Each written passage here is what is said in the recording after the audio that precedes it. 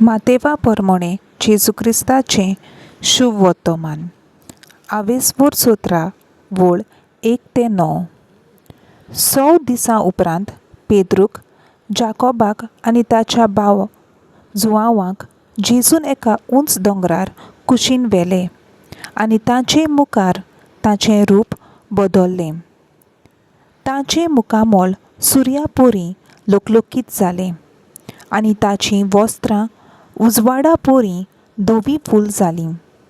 ओचितूच मोइजेस आनी एलिजा ताचे कडेन उलयताले ते तांकां दिश्टी पडले. तेन्ना जेजूक म्हणलें, सायबा, आमी हांगाच रावल्यार बरें. तुका जाय जाल्यार 3 तोंबू हांगा हांव उबारतां, एक तुका, एक मोइजेसाक आनी एक एलिजाक.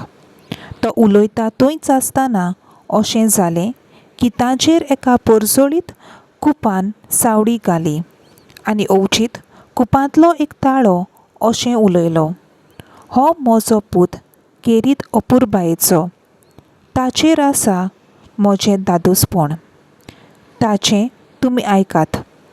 हें आयकून शीस ओमते पडले आनी एकदम भियेले. पूण जेजून लागीं सरून तांकां हात लायलो आनी म्हणलें, उठात, भिवूं नाकात. दोळे उगडून पळय जाल्यार तांकां जेजू बरोबर आनी कोणूच दिसलो ना.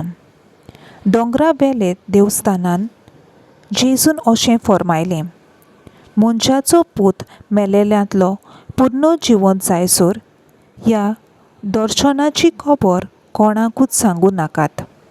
आनी ताच्या शिसांनी ताचे कडेन अशें विचारलें, एलिजा पयलो येवंक जाय अशें धर्मशास्त्री कित्याक म्हणटात तर? ताणें अशी जाप दिली, एलिजा येतलो खरो आनी सगळें तार्यार घालतलो.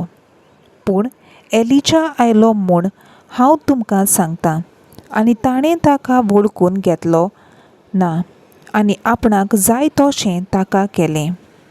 तेच परी मनशाच्या पुतानूय ताच्या हातांतलें सोंसचें आसा. तेन्ना जुआंव बातिस्ता विशीं तो उलयतालो म्हूण शीस समजलें. देवाचें उतर हें देवाचो व्हडूपर.